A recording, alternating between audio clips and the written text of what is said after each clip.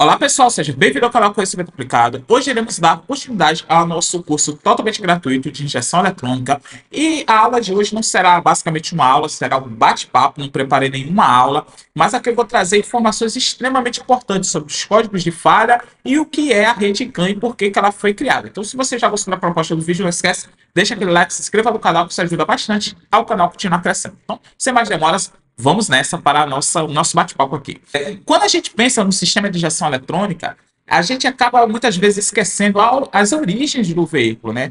Muito antigamente aí, os veículos eram basicamente todos produzidos com carburação.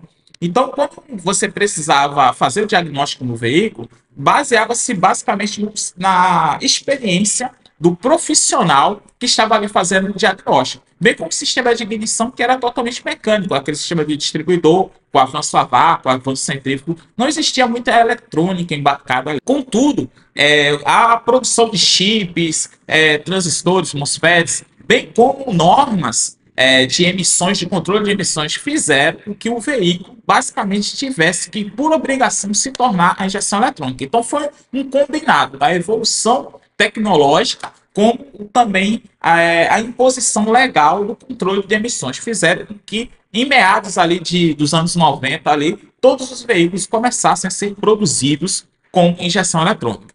Se a injeção eletrônica ela trabalha através de sensores e atuadores, né? Então, para que a injeção eletrônica possa funcionar, ela envia sinais, como a gente já viu nas aulas anteriores, para sensores e sinais para atuadores e recebe, digamos assim, uma contrapartida, um feedback do tudo que está acontecendo no motor. Então, as montadoras começaram a perceber que isso poderia ser útil para poder diagnosticar os sistemas. Então, se juntou um monte de empresas aí, a SAI, a ISO, montadoras em si, e criaram o sistema OBD, o que nada mais é, né, vem de uma sigla em inglês que significa diagnóstico de bordo. Nada mais, nada menos do que isso. E que foi o sistema OBD de primeira geração. Esse sistema, ele era muito básico comparado ao sistema de hoje, né? Foi criado na década de 90.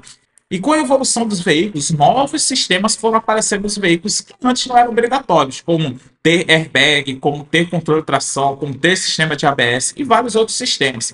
Então as empresas começaram a perceber o seguinte, que se fosse puxar um fio para todos os sistemas que precisava ter o veículo, teríamos uma quantidade de fios enorme no veículo, ia superar o peso do veículo. Então eles disseram, não, vamos ter que evoluir o sistema e em 2010, mais ou menos aí, foi criado o sistema que nós encontramos hoje no veículo, que é o OBD de segunda geração, ou seja, o diagnóstico de bordo de segunda geração. Então, a partir daqui, vamos entender duas vertentes aqui. Primeira vertente é a rede CAN, que seria nada mais, nada menos de um apelido que a gente tem no meio da mecânica, da comunicação entre os sistemas. Existe rede CAN apenas em veículos? Não. No ramo da aviação, naval, no ramo de computadores, todos eles vão existir rede CAN. E o que significa, como é que funciona em si essa rede CAN? Funciona através de uma comunicação serial, basicamente como a internet da gente também funciona. Imagina que chega um fio de internet na nossa casa e através desse um fio de internet a gente consegue conectar diversos dispositivos, porque cada dispositivo vai ter o seu envio de pacote e que vai trafegando em linha, por exemplo, na fibra ótica, que é um único filamento que transmite a informação em linha. Então, a rede CAN nada mais nada menos do que isso. Existe uma padronização do pacote, né, de mensagens que são enviados entre esses sistemas. Envia um pacote de dados com um endereçador, a mensagem em si, um protocolo de confirmação de mensagem e diversos outros parâmetros dentro desses pacotes de mensagem. Então, o que é que acontece? Você consegue conectar diversos, o que seria a rede CAN? Você conseguir conectar diversos sistemas utilizando apenas dois fios. Pois bem, só que o que deveria ser algo padronizado, que é no OBD2, não é o que acontece na prática. A gente encontra diversos protocolos de acordo com o país de origem, de acordo com o sistema que está sendo empregado no carro. Então, o que deveria ser padronizado, que seria esse protocolo de transmissão serial ali, não é tão padronizado assim, porque a gente encontra diversos protocolos, né? Por exemplo, como o ISO 9141, né? O primeiro e traço 2, que seria o de segunda geração. A gente encontra o J1850, a gente encontra o ISO 14230, do que é nada mais, nada menos do que o mesmo sistema de transmissão RX-TX, né, com 2 fios se comunicando entre os sistemas, porém com uma sistemática de protocolos diferentes. Então, como é que funciona a nossa injeção eletrônica? Ela utiliza esse sistema para se comunicar entre eles e gera um relatório dentro da própria injeção eletrônica, né? Que normalmente a própria central da injeção eletrônica, não os centrais do ABS, a própria central da injeção eletrônica, ela em si, ela já, digamos assim, compila todas essas informações para gerar esse relatório. Então, nessa rede CAN que se comunica, algumas padronizações realmente vigoraram na maioria dos veículos, que é como, por exemplo, o conector de 16 pinos. Esse conector de 16 pinos é o que faz, digamos assim, a conexão do nosso sistema de diagnóstico, que pode ser através de um computador, que pode ser através de LM327, que é um circuito integrado que faz essa comunicação através do RS232 com o sistema do veículo. Existem os scanners de montadoras, cada um vai ter um protocolo diferente ali, mas o conector em si é o mesmo, o conector de 16 pinos do OBD2.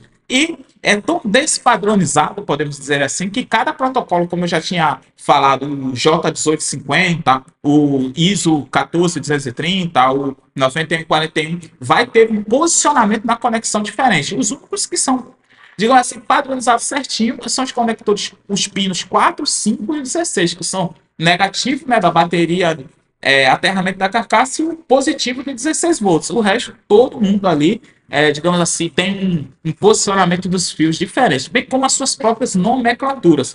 Um usa CAN, bus, mais, menos, o outro usa K-line, L-line, o outro usa CAN high, CAN low, e aí vai, né? Cada um vai ter uma nomenclatura, mas no final a comunicação entre eles é basicamente a mesma coisa, através de pacotes de comunicação serial entre os sistemas. Pois bem, e para que a gente possa fazer a leitura dos erros que está acontecendo nesses sistemas, é utilizado uma padronização chamada DTC. Esse DTC vem de uma sigla em inglês também, que significaria diagnóstico por códigos de falhas, que significa um diagnóstico que a gente vê 5 algoritmos que destinam qual sistema que está danificado e qual seria, digamos assim, o componente que estaria danificado. É meio que padronizado, isso aí realmente tem uma padronização, que nada mais é do que uma letra que pode ser P, que é para motorização em si, né? B, que seria para sistemas relacionados à carroceria,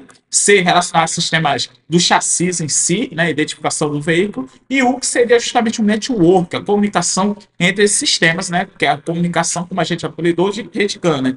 Que é a comunicação entre esses sistemas em si. E seguido também de 4 numerações, que seria 0 ou 1, que é para indicar se o código de falha é o código padrão do TTC ou específico da montadora, e os outros números de acordo com o sistema. Existe facilmente, você consegue colocar na internet códigos de falha DTC, o código de falha OBD2, e você consegue o relatório de todos esses. Agora, saber esse código de falha é matador para que a gente possa diagnosticar o defeito do veículo? Infelizmente não. Às vezes um sistema pode apresentar um código de falhas, a gente pensar que é um determinado sensor, não é.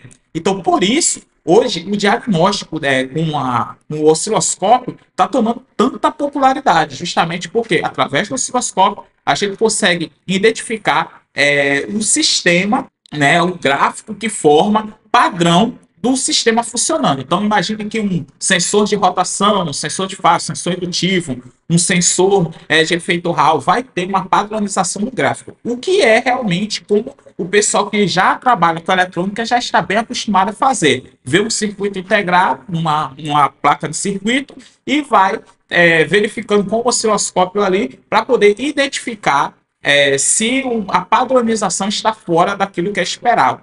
Então, em determinadas empresas fornecem esses gráficos padronizados para facilitar quem quer ter maior velocidade nesse tipo de diagnóstico. Então eu percebi que no nosso curso de injeção eletrônica, diferente do nosso curso de mecânica, diferente do nosso curso de elétrica, não programei, né, um conteúdo, né, uma relação programática, uma grade curricular. Eu não programei isso, então eu vou criar uma grade curricular para que a gente possa acompanhar certinho e não perder nenhuma aula e poder identificar cada defeito, cada sistema através desses códigos de falhas. Então, o principal durante o diagnóstico do veículo é que é necessário ter um scanner para poder dar um diagnóstico no sistema de gestão eletrônico, é fundamental. Sem o scanner, você tem uma dificuldade maior em identificar o sistema. Claro, através dos sintomas que o veículo dá, a gente consegue chegar a um tipo de diagnóstico, mas normalmente, com o scanner, a gente consegue fazer isso muito mais rapidamente.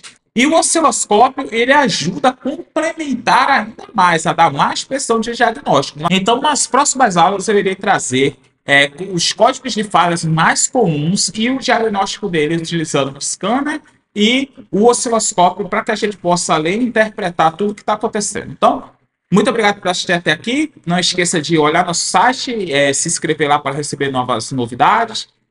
No dia 8/4, vamos estar lançando o nosso livro de mecânica, o de injeção eletrônica vai sair só lá para o meio do ano. Então, compartilhe esse vídeo para amigos que queiram também aprender sobre essas áreas automotivas. Se você ainda não é inscrito, confia na gente, se inscreva no canal, que isso ajuda bastante ao canal continuar crescendo. E muito obrigado por assistir até aqui e até a próxima aula. Tchau, tchau.